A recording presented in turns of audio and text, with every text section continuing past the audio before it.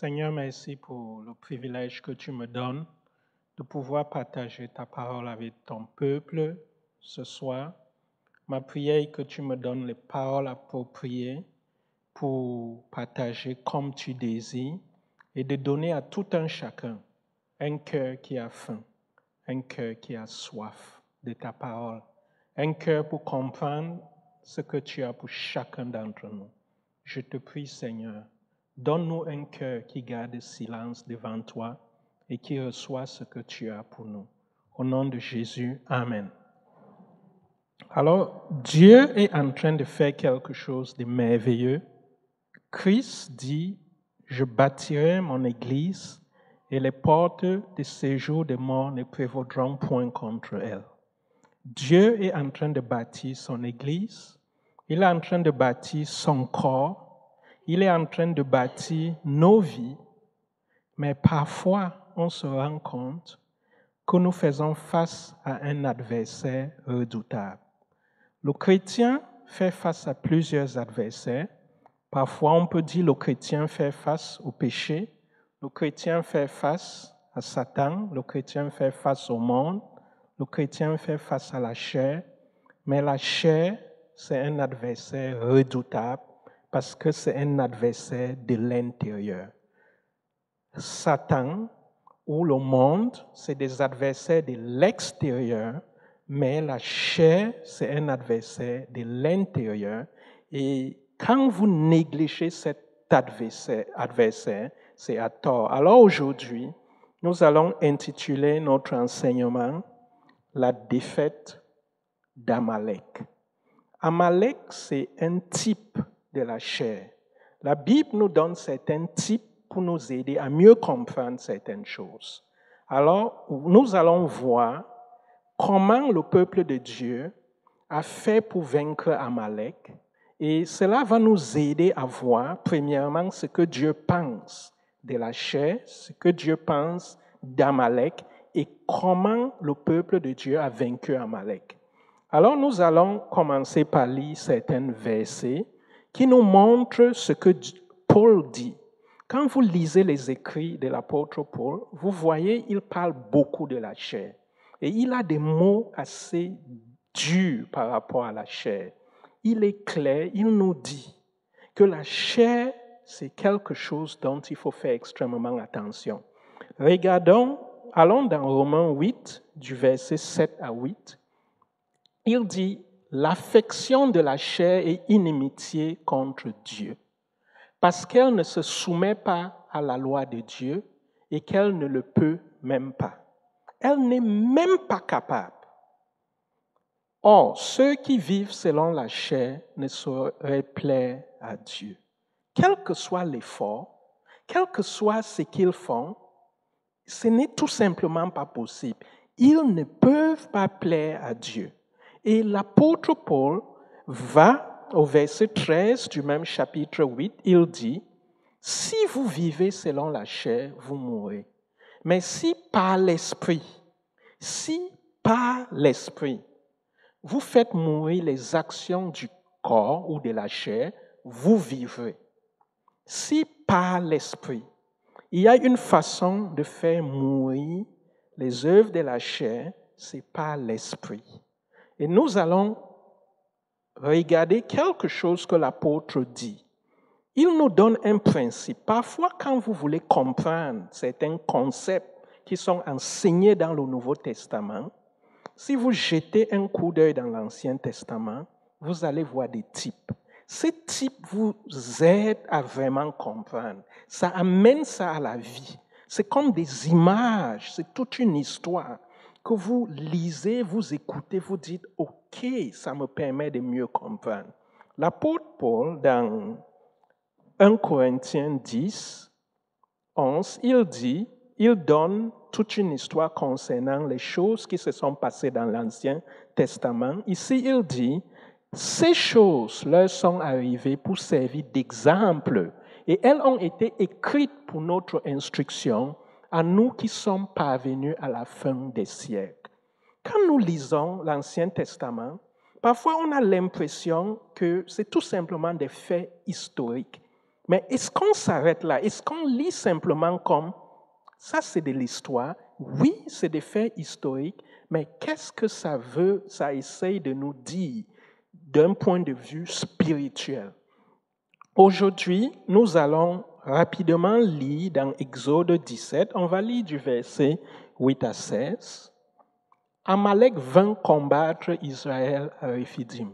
Alors Moïse dit à Josué, choisis-nous des hommes, sors et combat Amalek. Demain, je me tiendrai sur le sommet de la colline, la verge de Dieu dans ma main.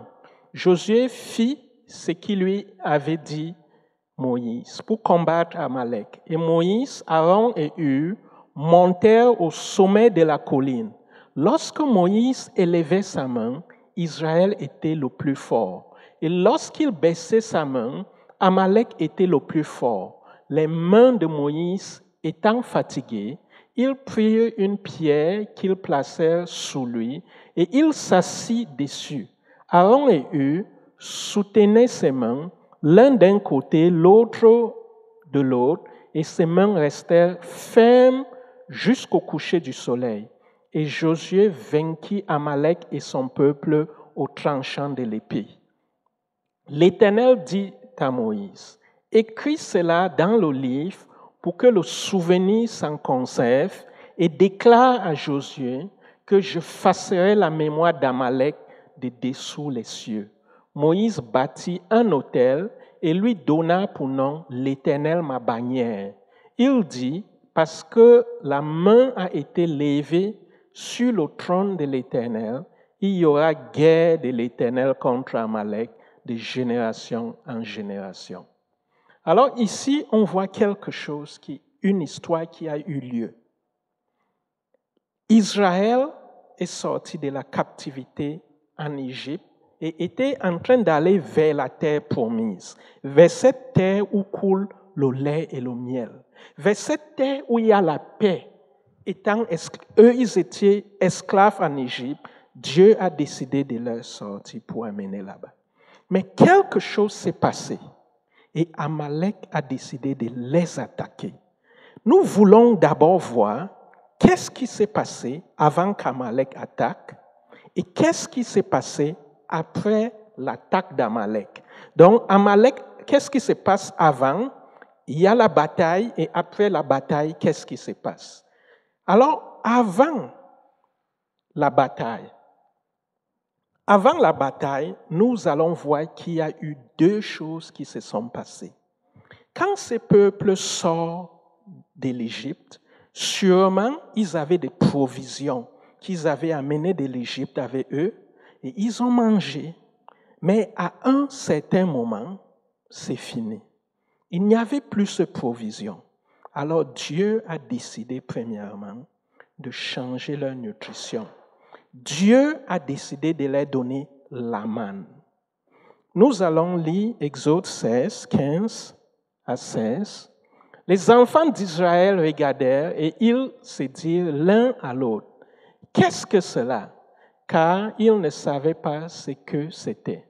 Moïse leur dit, « C'est le pain que l'Éternel vous donne pour nourriture. Voici ce que l'Éternel a ordonné, que chacun de vous en ramasse ce qu'il faut pour sa nourriture, un homère par tête, suivant le nombre de vos personnes. Chacun en prendra pour ceux qui sont dans sa tente. » Marchant dans le désert, ils avaient besoin de la force. Dieu décide de leur donner la manne pour leur donner la force nécessaire pour marcher dans le désert. Ce n'était plus une nourriture venant de l'Égypte, c'était une nourriture venant du ciel. Et nous savons aujourd'hui que notre manne céleste, c'est le Seigneur Jésus-Christ. Le Seigneur est celui dont nous devons prendre. Nous devons prendre la parole de Dieu comme fortifiant pour marcher dans ce désert, dans ce monde où nous sommes. La deuxième chose qu'il fit, c'est de leur donner de l'eau. Dans Exode 15, de 5 à 6, ça nous dit, l'Éternel dit à Moïse, « Passe devant le peuple et prends avec toi des anciens d'Israël. Prends aussi dans ta main ta verge avec laquelle tu as frappé le fleuve. et marche. Voici, je me tiendrai devant toi sur le rocher d'Horeb. Tu frapperas le rocher et il en sortira de l'eau et le peuple boira. Et Moïse fit ainsi aux yeux des anciens d'Israël. Deuxième chose, Dieu décide de leur donner de l'eau. De l'eau pas seulement pour étancher la soif, mais pour les rafraîchir. Il y a des moments dans la vie, oui, vous mangez, vous avez soif, mais vous êtes fatigué. Dieu donne de l'eau pour les rafraîchir. Christ est l'eau de vie. Christ est l'eau qu'on doit prendre pour étancher notre soif, mais aussi pour se rafraîchir.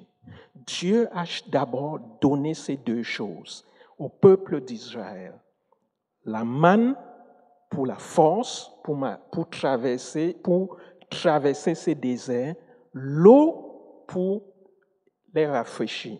La même chose Dieu nous donne. Dieu nous donne le pain de vie qui est Christ.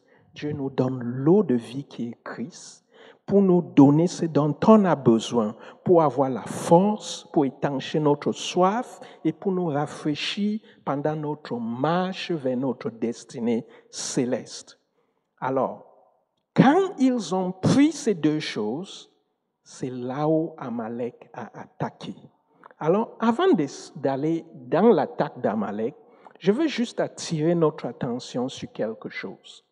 Vous savez, avant qu'on ait de nouveau, avant que l'Esprit de Dieu n'habite en nous pour nous guider, pour nous conduire, on marche naturellement dans la chair.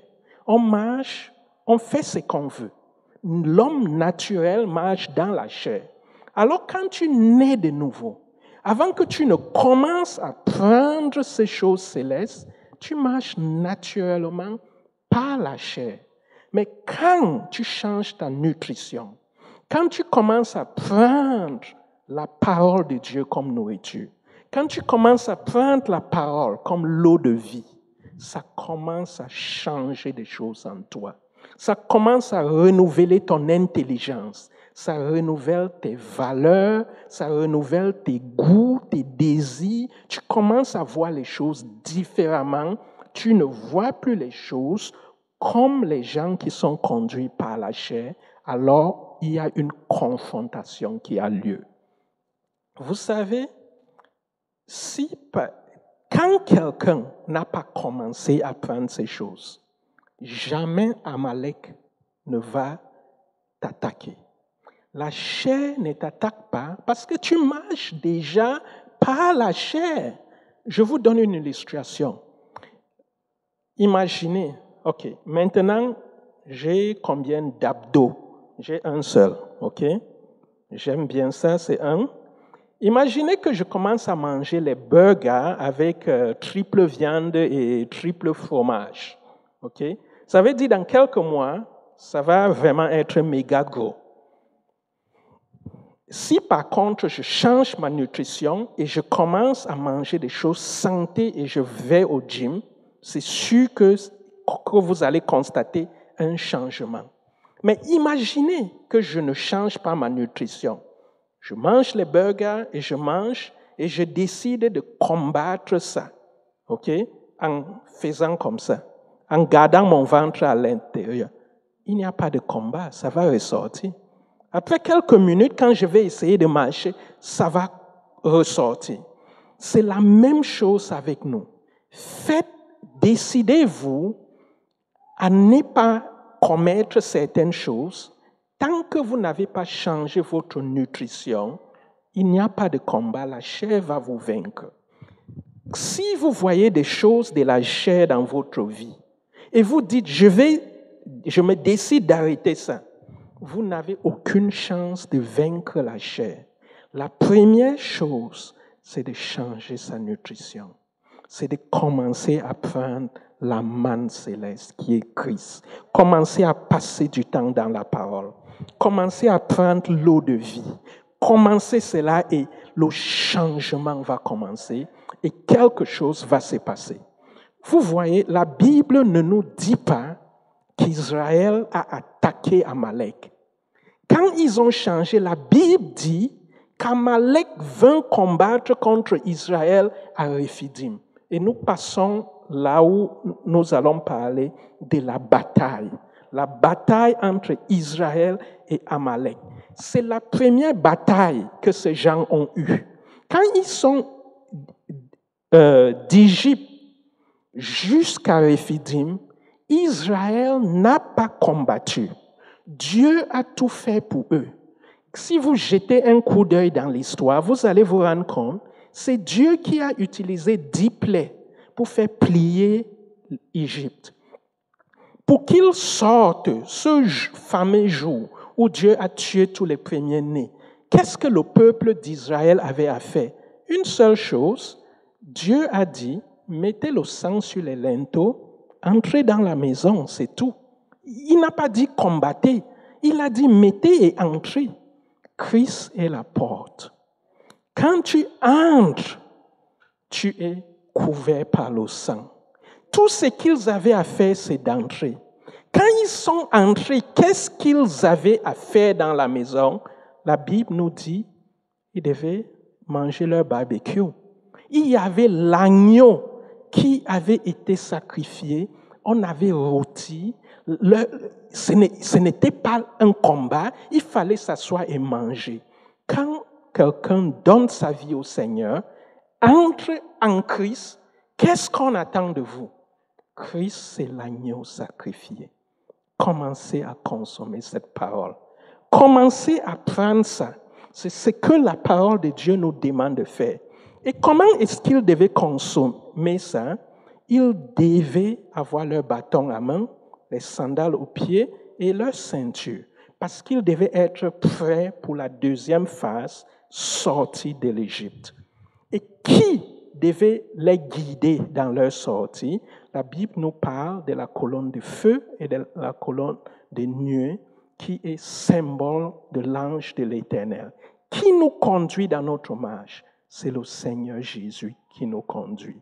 Et quand ils sont sortis, qui a tué Pharaon? Pharaon, c'est un type de Satan. C'est Dieu. Qui a tué l'armée des Égyptiens? C'est Dieu, c'est pas le peuple d'Israël. Ils n'avaient pas à combattre.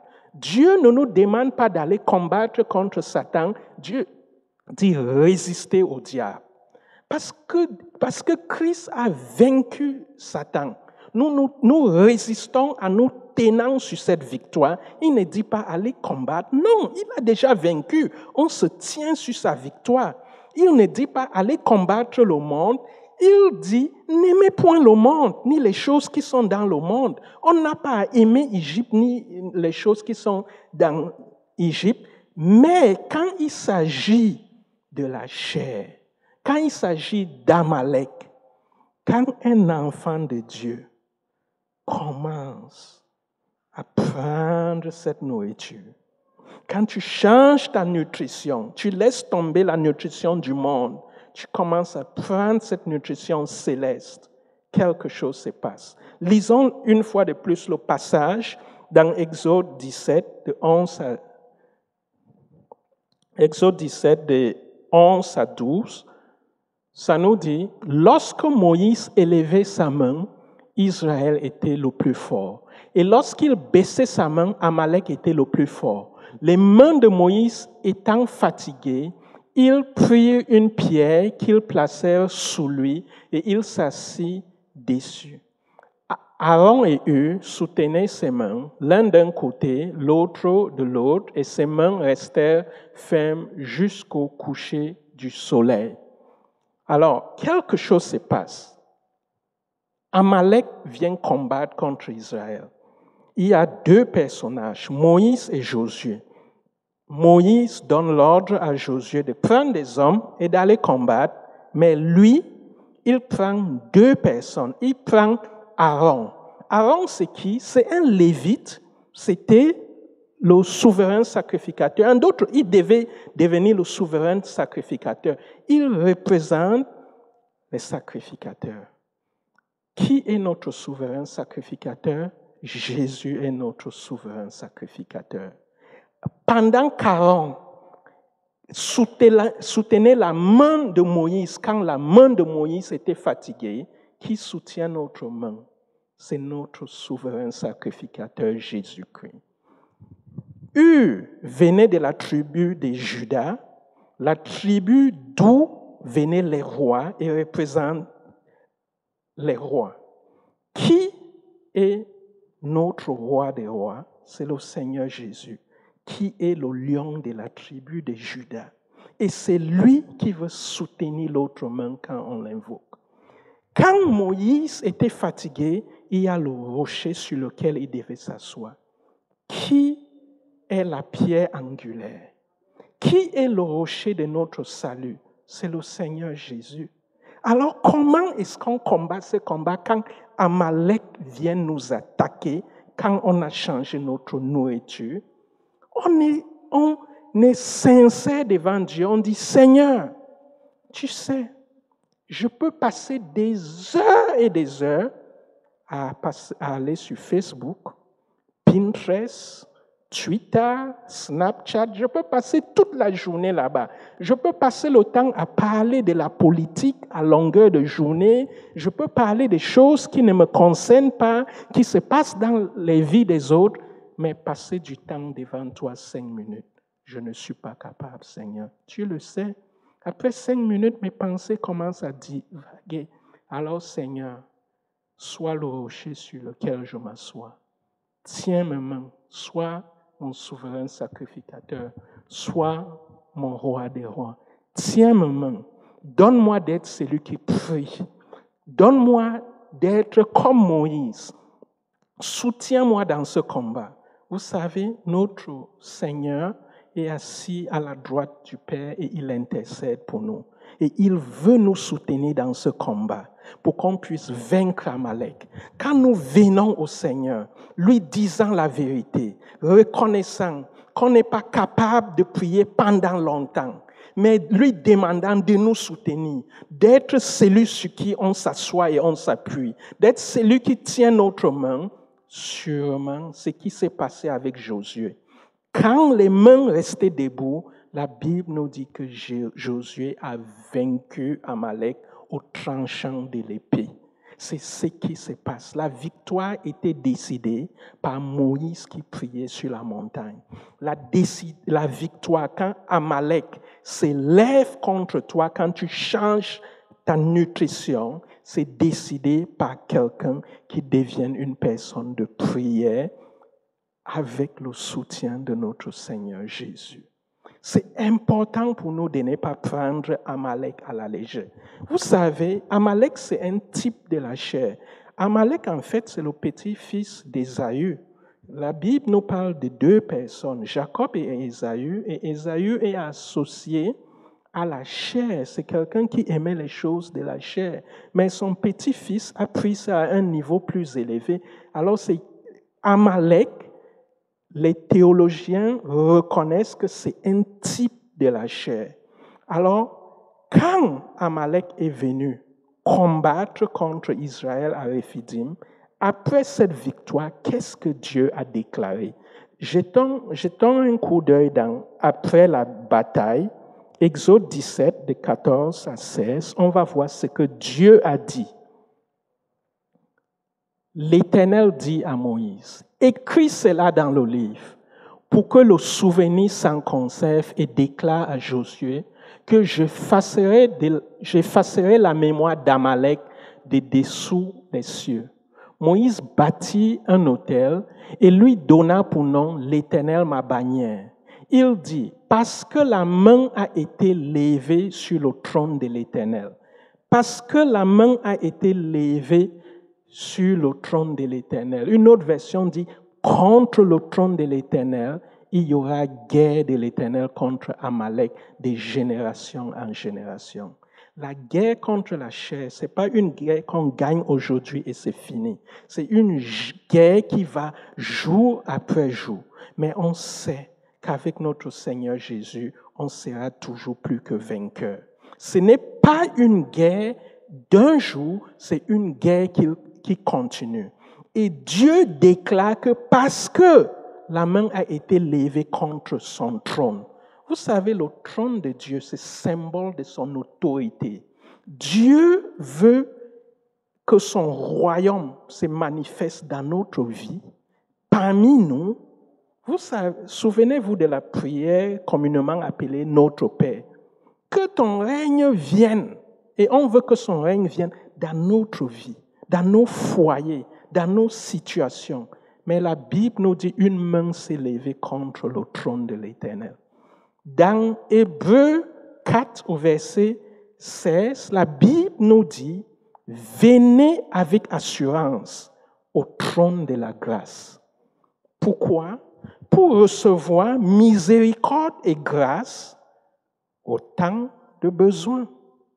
Mais si la main s'est levée contre ce trône, comment est-ce que, quand on est dans le besoin, on va recevoir miséricorde et grâce?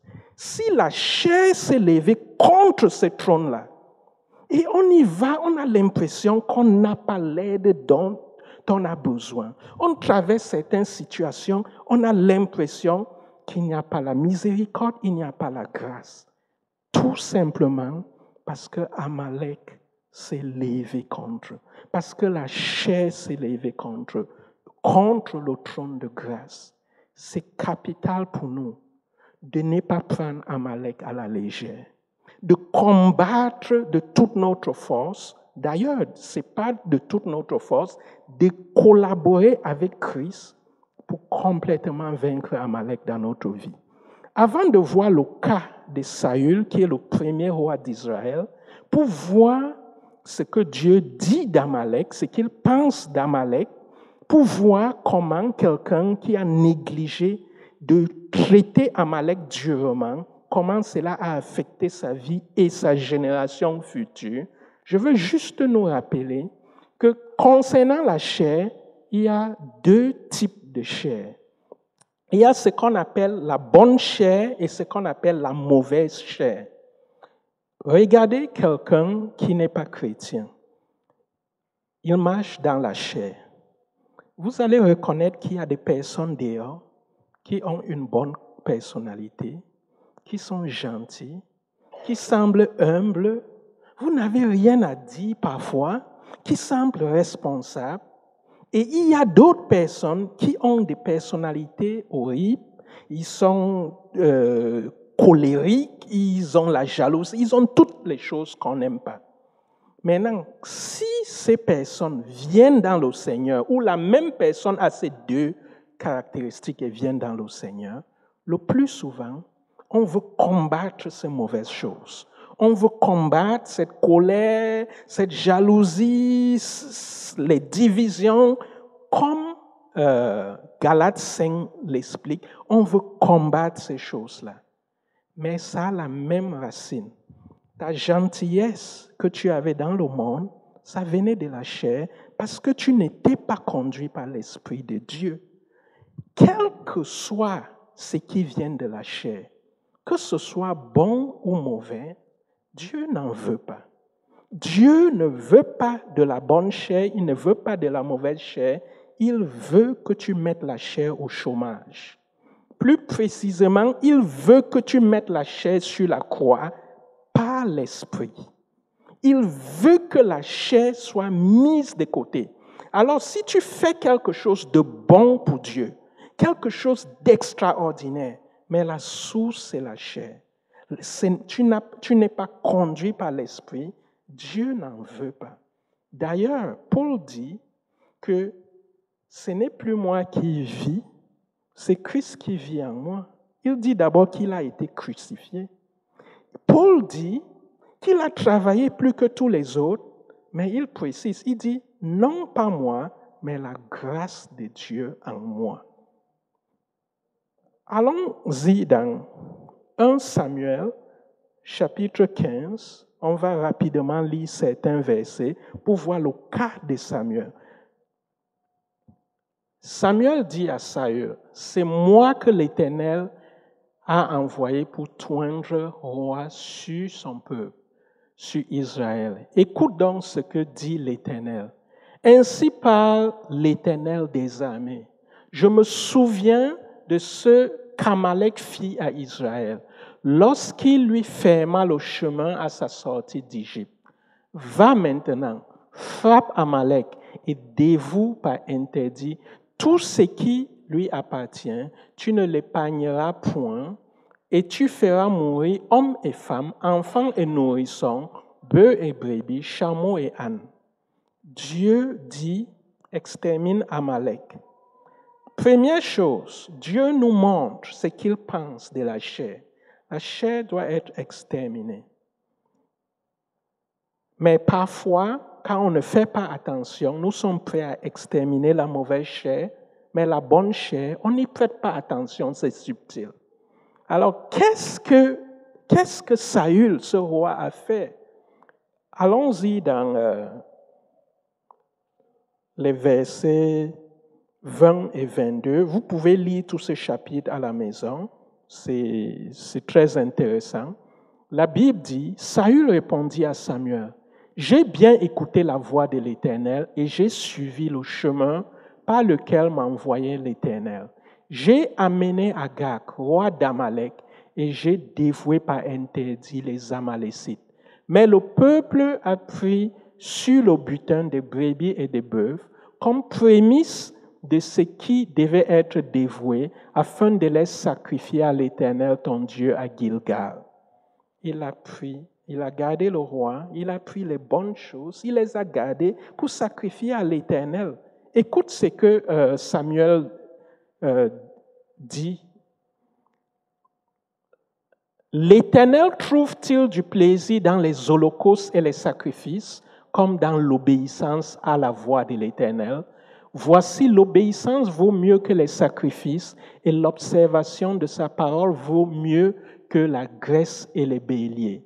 Et du verset 26 à 28, Samuel dit à Saül, « Je ne retournerai point avec toi, car tu as rejeté la parole de l'Éternel, et l'Éternel te rejette, afin que tu ne sois plus roi sur Israël. » Et comme Samuel se tournait pour s'en aller, Saül le saisit par le pan de son manteau qui se déchira. Samuel lui dit, « L'Éternel déchire aujourd'hui de sur toi la royauté d'Israël, et il la donne à un autre qui est meilleur que toi. » Nous voyons quel est le verdict de Dieu pour quelqu'un qui a conservé les bonnes choses de la chair et qui a détruit la mauvaise partie de la chair. Il a perdu la royauté.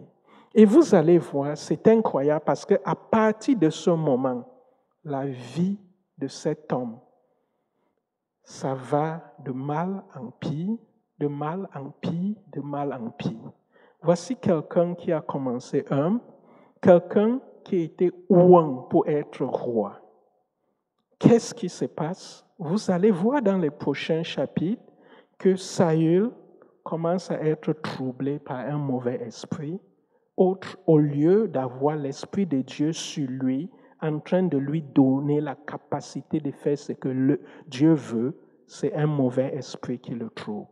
Quand vous continuez, vous allez voir, il tremble devant Goliath.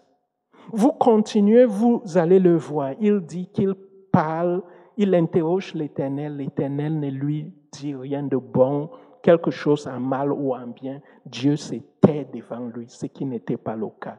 Et quand vous allez aller à la fin de ce livre de 1 Samuel, vous allez voir comment non seulement il périt, mais il périt avec ses fils entre les mains des Philistins, des incirconcis.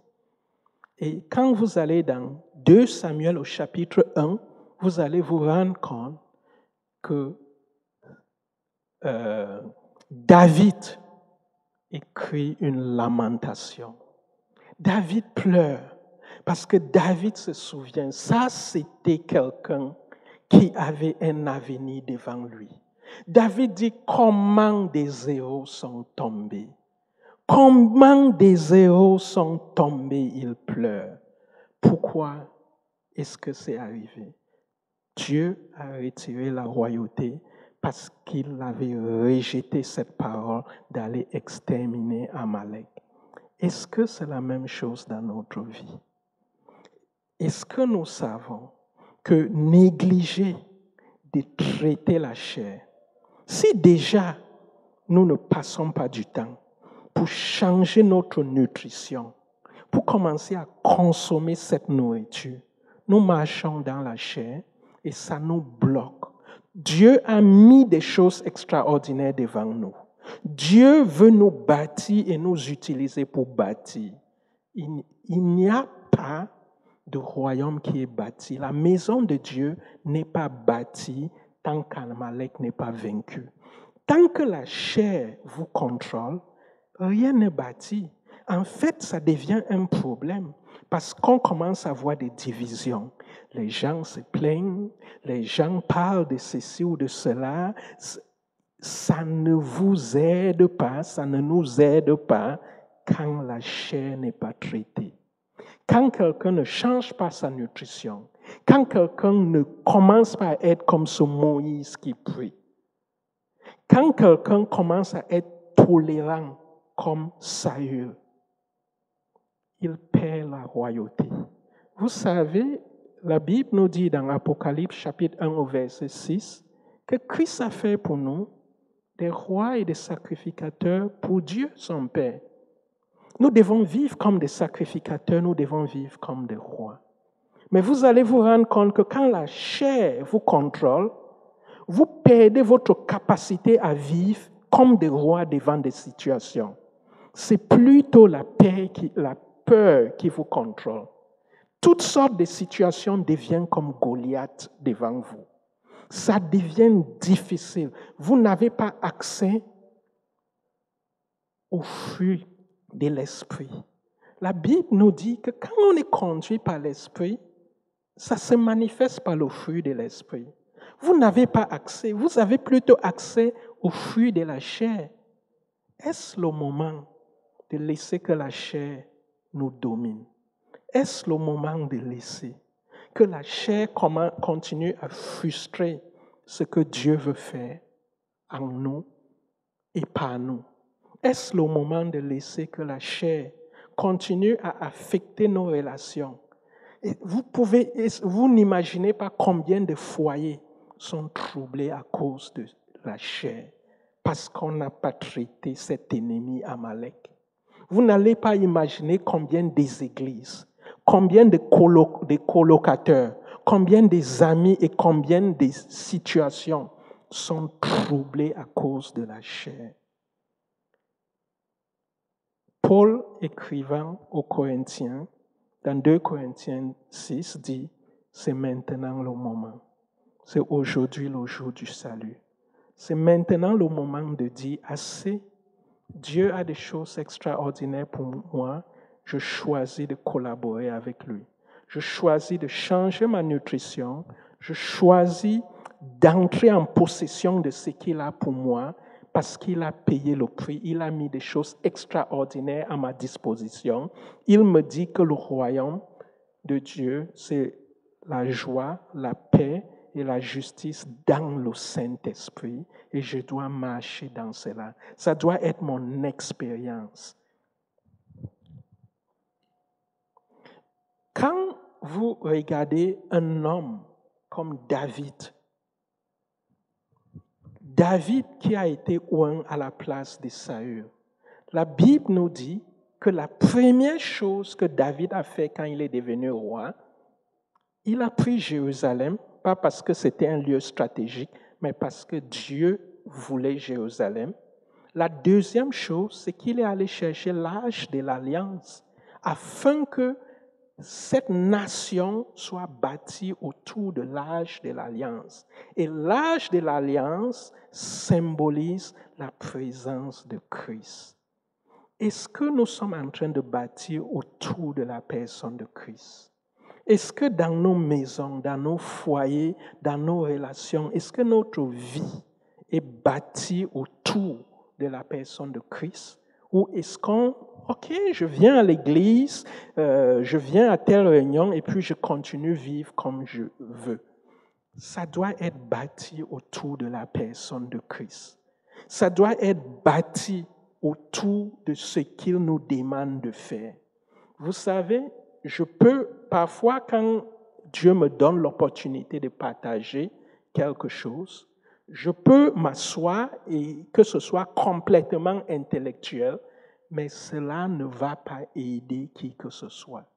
Quand, par sa grâce, je commence à être quelqu'un qui boit l'eau de vie, qui mange cette nourriture céleste, ça permet que quand je rencontre des chrétiennes ou que je vienne au milieu de vous, que c'est l'eau de vie qui se déverse. Quand on change notre repas et on commence à être ces personnes qui traitent Amalek, ça fait que quand on a nos rencontres, les gens partent disant « Waouh, je me sens rafraîchi. Je sens que j'ai pris de l'énergie pour le restant de la journée. J'ai pris l'eau de vie. » Les gens ne rentrent pas troublés en disant « Oh, j'ai eu une conversation là. Oh boy, c'était intense. Seigneur, calme mon cœur. » Non, c'est l'eau de vie qui coule. Souvenez-vous, il a dit que des fleuves d'eau de vie vont couler de ceux-là qui vont croire. C'est l'eau de vie qui commence à couler. On commence à ouvrir notre bouche, comme il le dit dans Éphésiens, pour l'édification. On commence à être utilisé pour édifier. Quand on marche dans la chair, c'est vrai, on peut être utilisé pour gagner des âmes, mais pour bâtir, c'est compliqué. Amalek doit être vaincu pour que la maison de Dieu soit bâtie.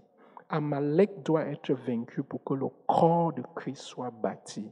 Et c'est à chacun de nous et à nous collectivement de dire maintenant c'est le moment. On va changer notre nutrition, on va changer la manière dont on prie, on va être ces personnes qui traitent durement Amalek. Et c'est un combat de tous les jours et par sa grâce, nous allons être plus que vainqueurs. Je vais inviter Nat qui va faire le dernier chant. Et pendant ce temps, c'est l'opportunité de répondre à Dieu. Si ce message vous a parlé quelque part, c'est l'opportunité de dire quelques paroles à Dieu, de lui dire quelque chose selon qu'il vous a parlé.